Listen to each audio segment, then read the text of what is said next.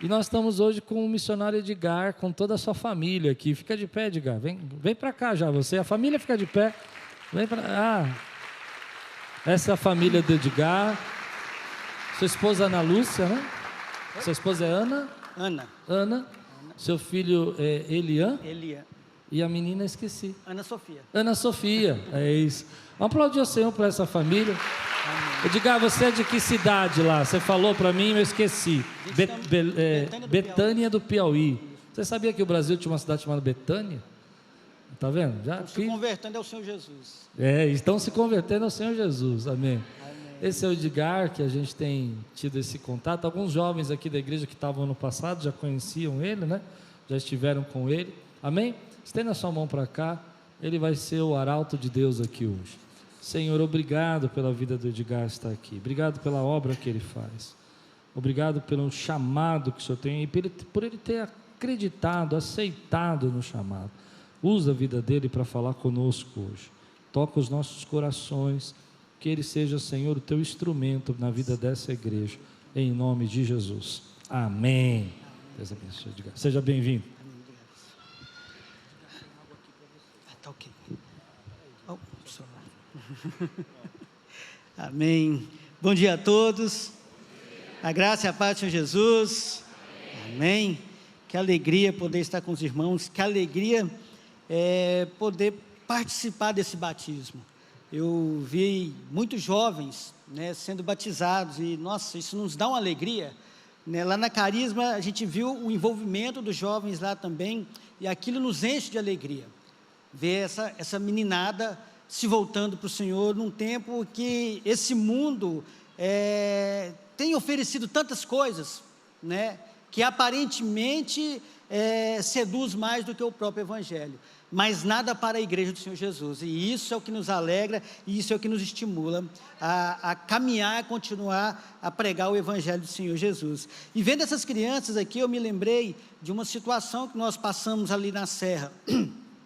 A gente está na Serra do Inácio desde 2015, e lá a gente iniciamos um trabalho com crianças, né? A maioria tinha entre 6 e 11 anos, e tinha uma menina, não tem essa menina ainda, chamada Maria Aparecida, e quando foi há uns 3 anos atrás, a Maria Aparecida, ela tomou a decisão por Jesus, ela tinha 15 anos, e ela tomou a decisão por Jesus.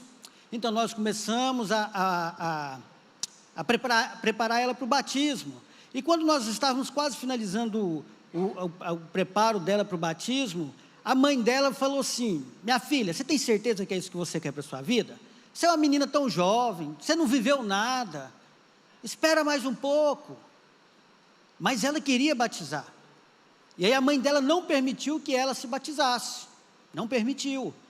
E alguns meses depois, a Maria Aparecida, com 15 anos, se casou assim, né, como diz lá em Goiás, ajuntou os panos. E ela então se casou, ou seja, a mãe não permitiu que ela batizasse, seguisse a Jesus, mas permitiu que ela iniciasse a sua vida, enfim, amadurecesse muito mais cedo, né?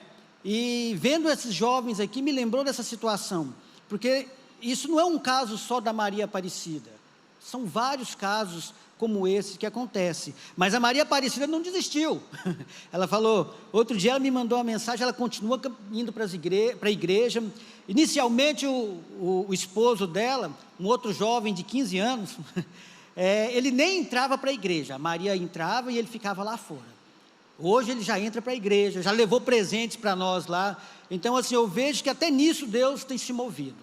E eu trouxe só para uma pequena reflexão a respeito dos contrastes que nós temos no Brasil, né? Enquanto aqui nós temos, para a glória de Deus, temos esse desejo dos jovens, a autorização dos pais que querem que seus filhos caminhem, né, no Senhor, não colocam um empecilho, a gente já sabe que caso ou outro pode acontecer, mas ainda no Nordeste nós temos muitas essas dificuldades, da família se opor àqueles que se decidem por Jesus, né? E isso acaba não vou dizer atrapalhando, mas acaba fazendo a gente repensar um pouco mais naquilo que nós devemos fazer. Nós entendemos que nós devemos continuar amando aquele povo, nós devemos continuar orando pela conversão daquele povo. E a Maria Aparecida diz que com 18 anos ela casa, porque aí a mãe dela não vai poder mais impedir ela, ela batiza, perdão. Ela diz que com 18 anos ela batiza, e a gente então continua amando e orando pela vida dela. Quero falar um pouquinho sobre a nossa chegada ali no Piauí, né?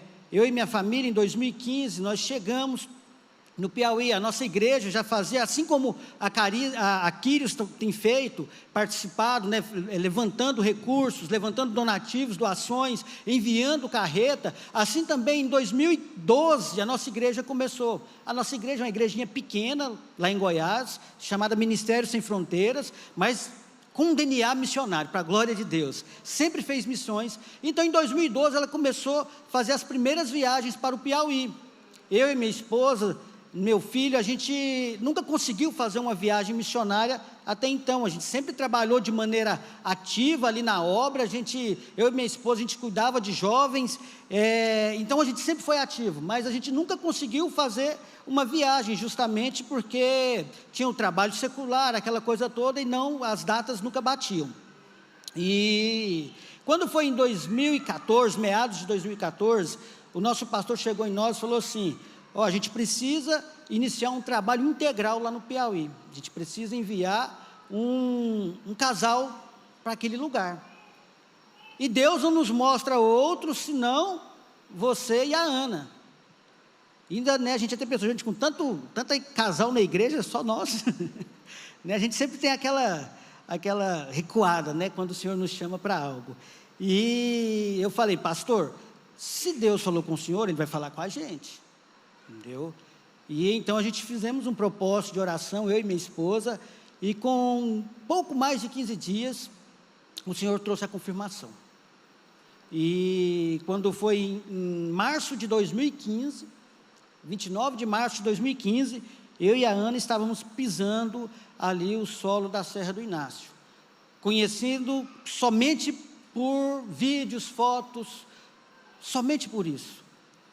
Mas Deus nos trouxe tanta calma, tanta paz naquilo que nós entendemos que era Ele, sim. Então nós respondemos de maneira positiva e desde então nós estamos lá.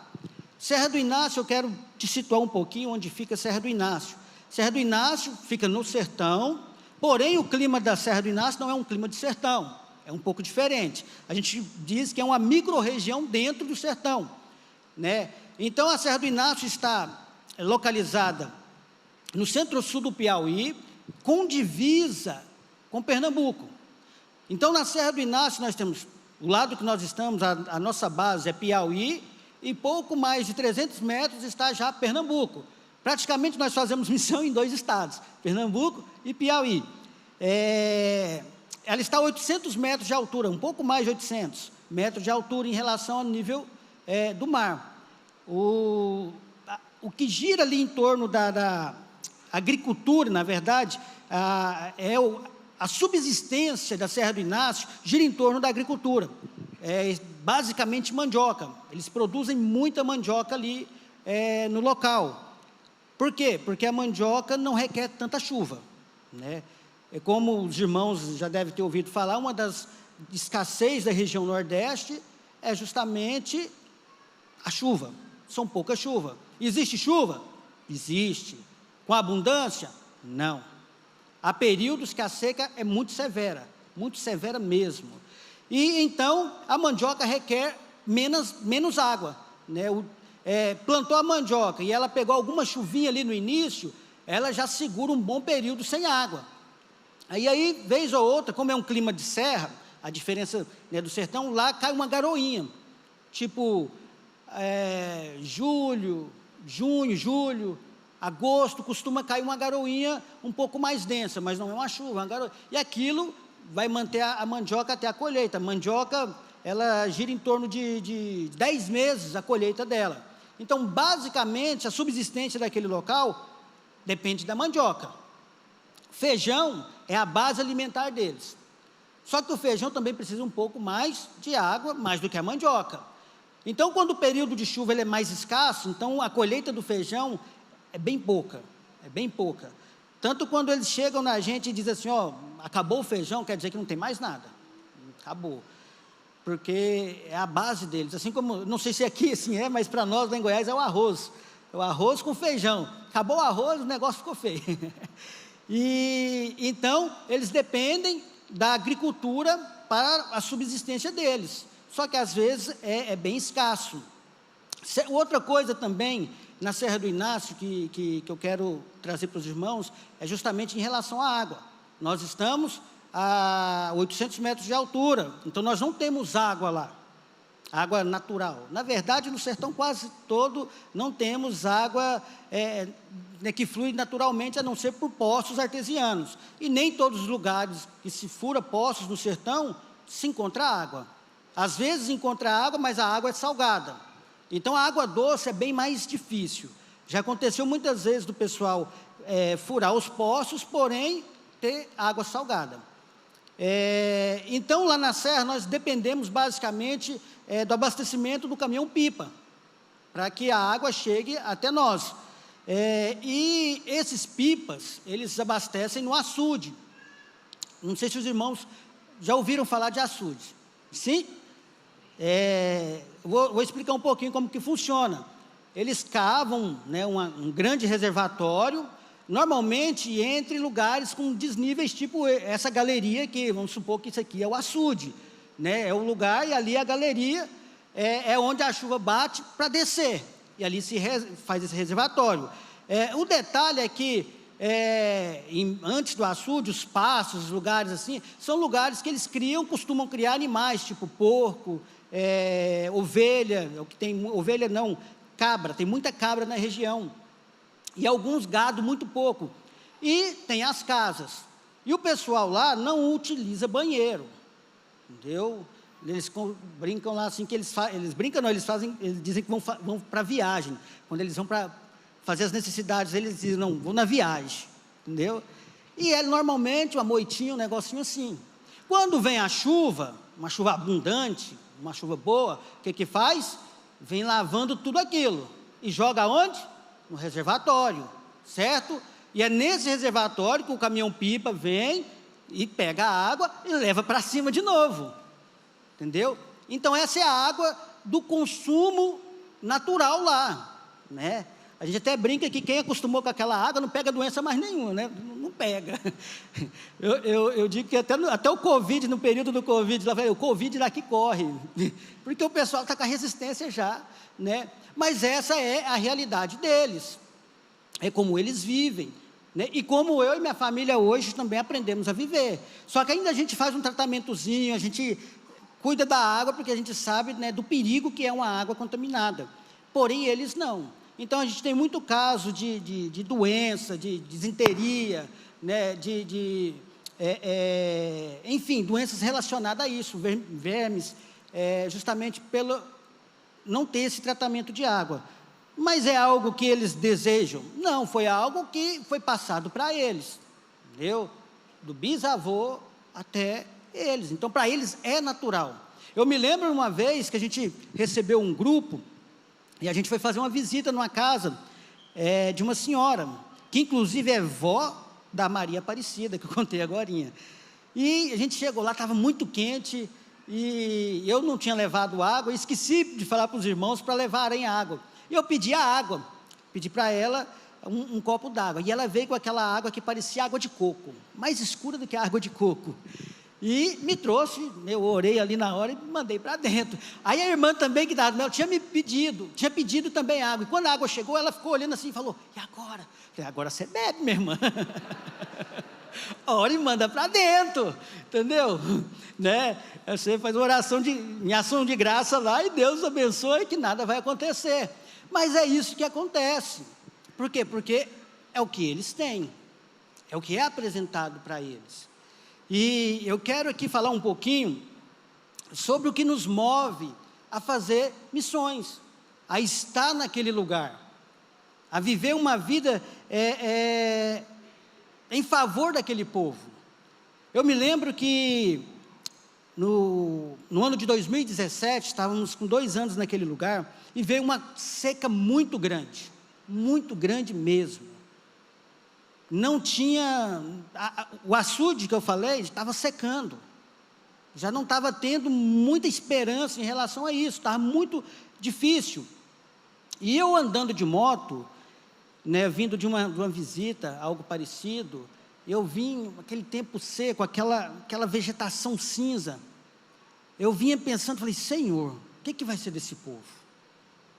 Falando com Deus, eu sei que se as coisas apertar para mim, eu tenho alguém que me ajuda, eu pego minhas coisas e vou embora para minha casa. E esse povo? O que será dele, Senhor?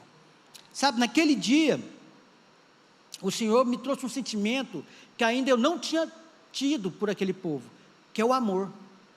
Eu fiquei 2 anos ali servindo aquele povo, mas sem amar aquele povo. Sabe o que é isso? Você trabalha, é um trabalho, né? O missionário, ele faz um trabalho missionário. Mas eu não amava aquele povo. Naquele dia o Senhor começou a trazer esse sentimento de amor. O Senhor me fez sentir o que o próprio Deus sentia em relação àquele povo, que é o cuidado, que é amar. E eu quero trazer para nós essa manhã, essa reflexão sobre o amor e a missão de Deus. O amor e a missão de Deus. Porque muitas vezes, assim como eu estou dizendo, a gente não chega nos lugares amando todo mundo, né? E com o tempo, o Senhor nos traz esse sentimento. Com o tempo, o Senhor nos faz entender que não é só pregar a palavra de Deus, mas é amar aquilo que Deus ama. É se dedicar àquilo que Deus se dedica, que é vidas. Nós falando de contexto, nós sabemos que aqui na região sul, sudeste, centro-oeste, nós temos mais facilidades em alguns sentidos, até mesmo na questão de entendimento, né, de capacitação, de cultura, nós temos muito mais facilidade. O nosso desenvolvimento cognitivo é muito maior do que o do sertanejo. Mas por quê? Porque eles, não é, tudo gira em torno da má alimentação. Para você ter uma ideia, uma criança, uma gravidez, ela precisa ser a mãe precisa estar bem nutrida, por isso que o médico passa tantos, como que fala? Suplementos, vitaminas, para que aquele feto ele venha desenvolver, e após isso mais 2 anos ali, a criança precisa ser bem alimentada, bem nutrida, para que o desenvolvimento cognitivo dela venha a ser desenvolvido. No sertão nós não temos isso, e uma das coisas que dificulta esse povo a se voltar para Jesus é justamente o entendimento de quem é Jesus, o entendimento do que é o amor de Deus sobre eles, né? A parábola do semeador nos diz que aqueles que compreenderam, esses deram frutos. Então é necessário uma compreensão para que o fruto o quê? Apareça.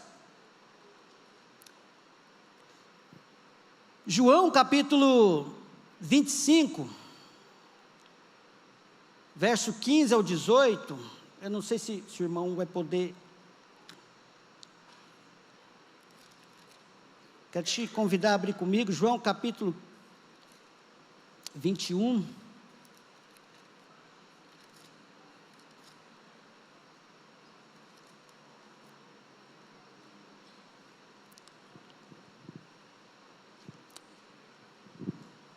deixa eu pegar uma aguinha aqui.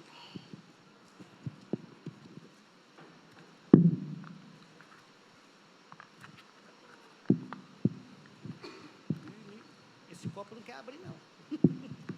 Deixa lá, depois eu abro. Todos encontraram? João capítulo 21, verso 15. Acompanha comigo a leitura, por favor. Obrigado, meu irmão.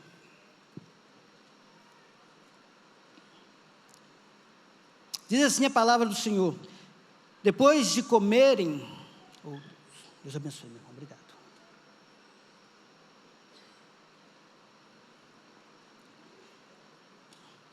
Depois de comerem, Jesus perguntou a Simão Pedro: Simão, filho de João, você me ama mais do que estes? Sim, disse ele, sim, Senhor, tu sabes que te amo. Disse Jesus: cuide dos meus cordeiros. Novamente Jesus disse: Simão, filho de João, você me ama? E ele respondeu: sim, Senhor, tu sabes que te amo. E disse Jesus: pastorei as minhas ovelhas. E pela terceira vez ele disse: Simão, filho de João, você me ama? E Pedro ficou magoado por Jesus lhe ter perguntado pela terceira vez: você me ama? E ele disse: Senhor, tu sabes todas as coisas e sabes que eu te amo. Interessante é que nessa passagem, no original, é utilizado duas expressões. As duas primeiras vezes que Jesus pergunta a Pedro, é utilizada a expressão agapau, que indica um amor profundo, um amor sacrificial. E o que Jesus está perguntando para Pedro é: Pedro, você me ama ao ponto de morrer por mim? Mais ou menos isso, porque Pedro já tinha negado, né? Só que Pedro responde para Jesus, filhos, que é um amor fraternal, um amor de pai para filho, de irmãos. Então Jesus pergunta duas vezes: você me ama com profundidade? E Pedro: não, eu te amo como um irmão. Até que Jesus, na última pergunta, ele utiliza a mesma expressão: Pedro, você me ama dessa forma? Então, era como Jesus estivesse dizendo: então, eu aceito o amor que você pode me dar hoje.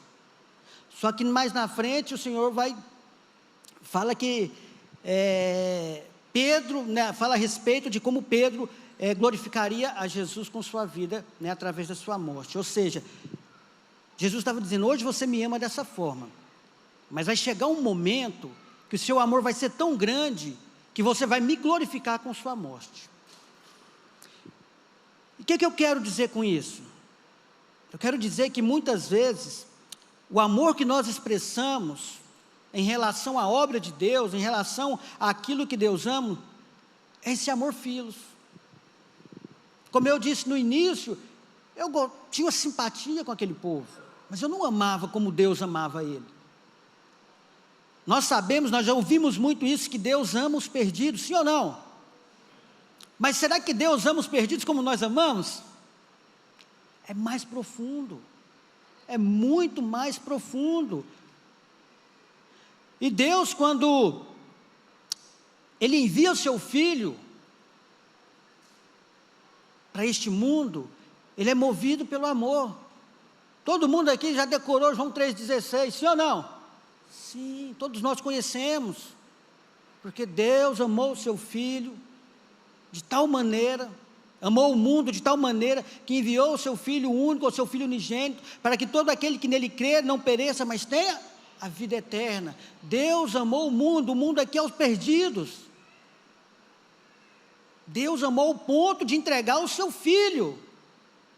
Romanos 5,8 diz assim: mas Deus demonstra o seu amor por nós. Cristo morreu em nosso favor, enquanto ainda éramos pecadores. Ainda somos. Mas a Bíblia diz que o amor cobre multidões de pecado. A história da igreja nos mostra que a obra missionária dos discípulos é marcada pelo amor de Deus. Os discípulos respondem de maneira positiva ao chamado de Deus, porque compreenderam o amor que Deus tinha pela missão. Jesus, quando ele chama os 12 ali e dá o nome a eles de apóstolos, né? Talvez você já sabe o que significa. Apóstolo é aquele que é enviado, é aquele que é comissionado a uma missão. E mais no final, né, nós vamos ver ali o que é chamado de a grande comissão. É interessante que eu vi os meninos batizando aqui, né, e eu me lembrava disso, todo mundo levantou a patinha de ovelha, aceitou Jesus. No pacote vem a grande comissão para nós, todos nós. No pacote está dizendo: ide por todas as nações, pregando o Evangelho, ensinando-os a guardar o que eu tenho vos ensinado, batizando-os em nome do Pai, do Filho e do Espírito Santo. E eu gosto dessa última parte que Jesus diz: e eis que estarei contigo até a consumação. Eu entendo que eis que estarei contigo até a consumação, ele é um condicional. Jesus está conosco a partir do momento que nós cumprimos aquilo que Ele nos pede. Sim ou não? Sim. Hoje mais cedo eu dizia a respeito, né, nós falamos que Jesus é o nosso Senhor, né? O Senhor é aquele que tem autoridade sobre outro, né? Nós somos o quê? Servo, né? Todos servos, somos servos, glória a Deus. Mas servos no original também, não tem essa, servo para nós soa bonito, eu não sou servo de Jesus, bonito, não é? Mas o original é escravo, já não é tão bonito, não é verdade? Escravo faz o quê? O escravo tem vontade própria? Não, a vontade do escravo é fazer a vontade do seu Senhor, né? E nós como servos do Senhor, nós devemos amar aquilo que o Senhor ama. E o que o Senhor ama é o quê? Vidas. Muito mais do que coisas. O Senhor nos abençoa com coisas. Ele nos abençoa, Ele nos provê, né? Eu sempre digo, muito mais do que nós merecemos. Mas o que Deus realmente ama são vidas. E nós precisamos amar aquilo que o nosso Senhor ama. O que move a missão de Deus é o amor. O que moveu Jesus também foi o amor à vontade do Pai. Olha só, você lembra ali no Getsêmani, a oração de Jesus, no finalzinho ali, as 3 vezes que ele ora, e ele finaliza a oração dizendo o quê? Em todo caso, seja feita a tua vontade. 3 vezes Jesus ora, e as 3 vezes ele finaliza a oração dizendo: em todo caso, seja feita a tua vontade. Jesus, ele se movia dentro da vontade do Pai. João 15, verso 12 e 13, nos diz assim: ó, o meu mandamento é este: amem-se uns aos outros, como eu vos amei. Ninguém tem maior amor do que aquele que dá a sua vida pelos seus amigos. Olha só, Jesus expressando o amor dele ao Pai e a nós. Nós aprendemos a chamar Jesus de amigo, sim ou não? Consolador é o nosso amigo, Espírito Santo é o nosso amigo. E louvado seja Deus por isso, porque se não fosse o Consolador, nós estávamos, como diz lá em Goiás, no sal da goiaba, estávamos enrolados, entendeu? Lá no Piauí diz assim, estava avexado, estaria avexado. Entendeu? Mas Deus nos ama. Jesus nos ama, e Jesus demonstra esse amor fazendo o quê? A vontade do Pai. E a vontade do Pai é que Jesus fosse o sacrifício perfeito, para que nenhum de nós viesse a se perder. Por isso que Jesus, eu não preciso nem contar isso para vocês, que vocês já sabem, né? Vou estar chovendo no molhado, nós sabemos disso. Outra coisa é que o que nos torna sensíveis à obra de Deus, à obra missionária, eu estou puxando aqui a brasa para a minha sardinha, porque é onde eu estou, no contexto que eu estou, contexto missionário, né? Na missão integral, mas isso serve em todos os sentidos da igreja, em todos âmbito que nós como cristãos venhamos viver, que se nós não tivermos amor, nós não nos tornamos sensíveis à obra. O amor nos torna sensíveis à obra de Deus. Você crê nisso? Amém. O que me faz compadecer, me condoer pelo outro, pela miséria do outro, pela necessidade do outro, é o amor de Deus. É o amor de Deus que habita em nós e que se move em nós e através de nós. É esse amor que não olha para aparência, para cheiro. É o amor muitas vezes que faz a mulher ou o homem lá e abraçar aquele pinguço, fedendo, sem tomar banho. Aqui falou sobre missões urbanas, e nas missões urbanas a gente vê muito isso, né? O irmão indo lá e abraçando aquele que está drogado, que está ali necessitado, e vai ali, abraça, traz uma palavra de Deus. É o amor que nos move a fazer isso, porque de nós mesmos, nós seríamos incapazes, entendeu? Mas o que nos move a ter essa compaixão, esse amor, é o Senhor. Por isso que o apóstolo Paulo, escrevendo aos Coríntios, né, aquela exaltação ao amor, Coríntios 13, né, ele diz: ó, você pode fazer tudo, mas se você não tiver amor, é inútil. Nós podemos encher igrejas e igrejas, mas se nós não tivermos amor por aquilo que o Senhor ama, nós nos tornamos inúteis. É por isso que no grande dia, a Bíblia fala, Mateus 24, que muitos chegarão: Senhor, Senhor, no teu nome eu expulsei demônios, no teu nome eu fiz milagres, ressuscitei mortos. E o Senhor vai dizer: afasta de mim, eu não vos conheço. São pessoas que usaram o nome de Jesus, porém não amavam aquilo que Jesus amava. Mas em contrapartida, o Senhor diz para aqueles outros, que todas as vezes que você fez, cuidou de um órfão, que você visitou alguém, que você vestiu um necessitado, Ele diz: você estava fazendo a mim. E a esses, eles vão entrar onde? No repouso, porque fizeram aquilo que é a vontade de Deus. Eu entendo que quando nós conhecemos a palavra, que quando nós vamos para a igreja, muito de nós, inicialmente, nós dedicamos muito tempo a nós mesmos, porque nós precisamos ser mudados. É verdade, não é verdade isso? Nós precisamos ser edificados na palavra, nós precisamos conhecer a palavra, nós precisamos aprender a praticar a palavra. Então, durante um tempo, isso é necessário, nós olharmos para nós, para dentro de nós. Mas só que quando nós estamos prontos, aí nós devemos ser o quê? Lançados.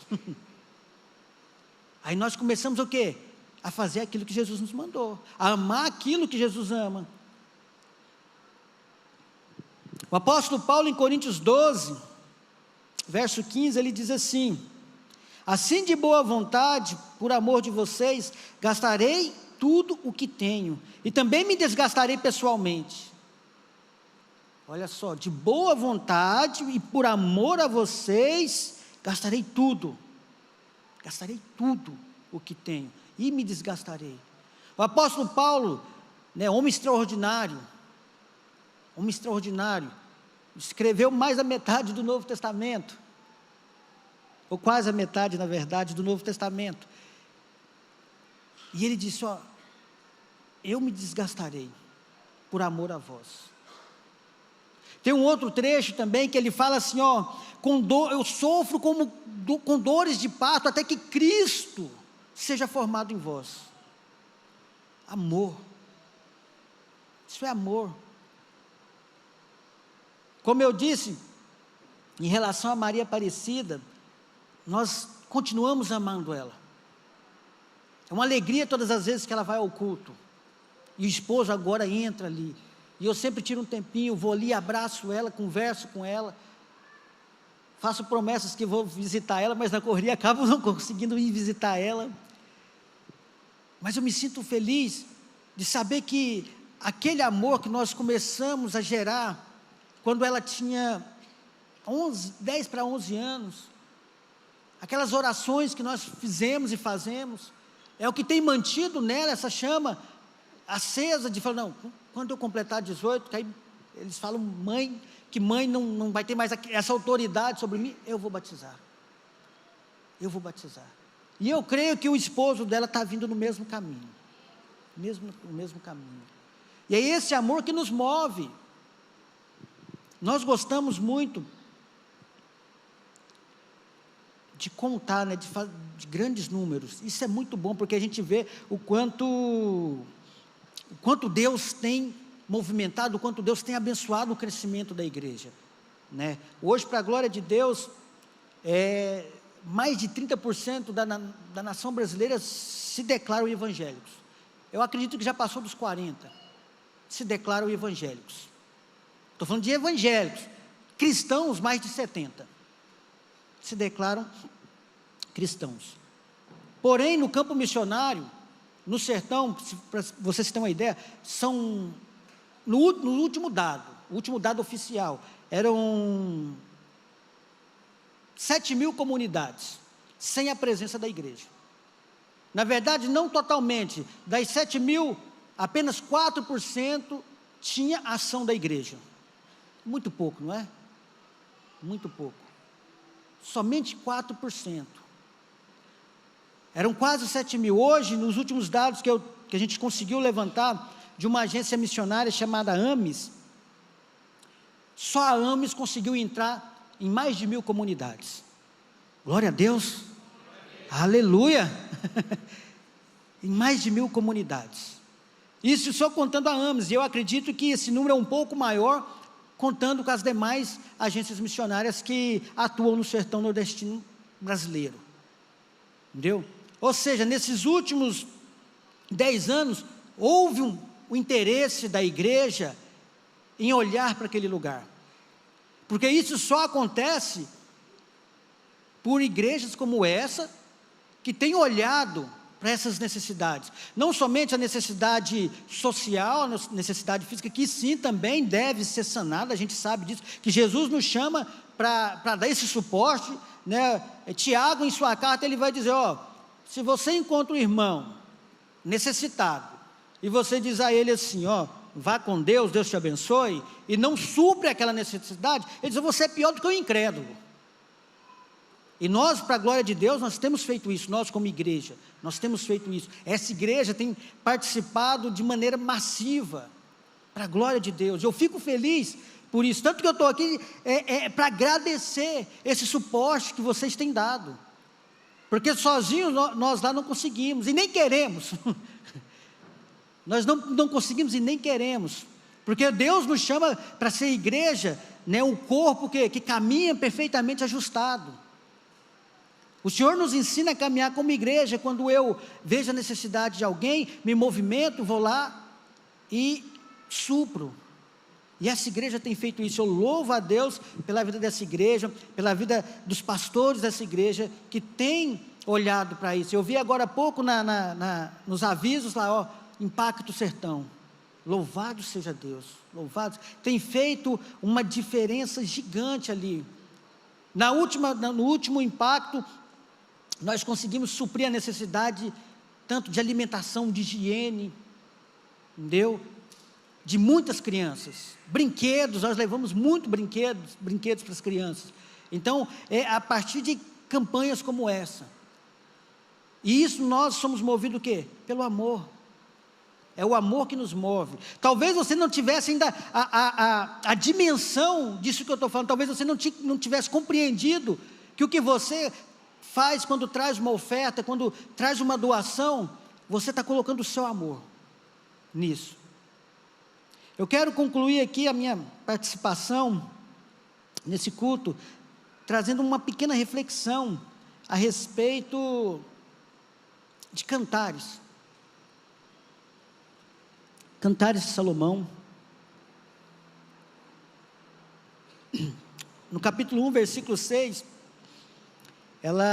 a noiva diz assim que ela foi obrigada por seus irmãos a trabalharem na vinha, e ela diz que aquilo queimou ela, né? O sol queimou ela, e ela estava com a pele escura porque ela tinha sido obrigada a trabalhar na vinha. Muitos acreditam, eu também acredito nisso, que Cantares, ele simboliza, né, o relacionamento da igreja com o Senhor.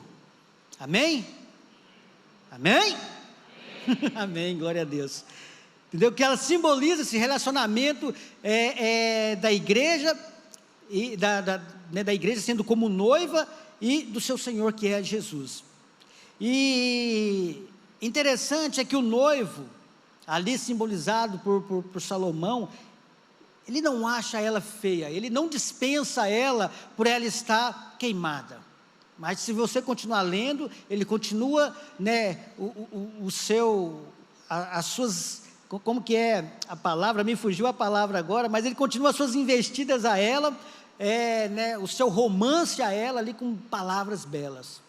E o Senhor me trouxe uma frase que é a seguinte: o que adorna a noiva do Senhor Jesus é o seu empenho em amar aquilo que o seu noivo ama. O que enfeita a igreja para receber o seu noivo é o cumprimento da vontade dele, é amar aquilo que ele ama. Então, todas as vezes que a igreja ela se levanta em prol do necessitado, em prol do perdido, nós estamos, como igreja, nos enfeitando para receber o Senhor. Por isso que o Senhor diz, a palavra nos fala que nossas obras elas serão provadas, e as que permanecer será galardoada, será abençoada, e algumas infelizmente vão ser queimadas pelo fogo. Mas enquanto nós tivermos a oportunidade de servir, de trabalhar, de amar o reino de Deus, e através das nossas vidas manifestar essa vontade, né, de que o reino de Deus seja manifesto, não somente na cidade, que há, assim, a gente entende totalmente uma necessidade, né, das missões urbanas acontecerem, mas em todos os lugares. Jesus fala de Jerusalém, de Judéia, de Samaria e confins, ou seja, em todos os lugares, o evangelho do reino deve ser anunciado. O amor a Deus deve ser, né, o amor através de Deus deve ser manifestado. Enquanto nós não perdemos esse objetivo, esse foco, esse alvo, nós continuaremos nos enfeitando a noiva do Senhor, até que Ele venha. Amém? Glória a Deus. Pastor, muito obrigado pela oportunidade, meus irmãos, que Deus abençoe grandemente.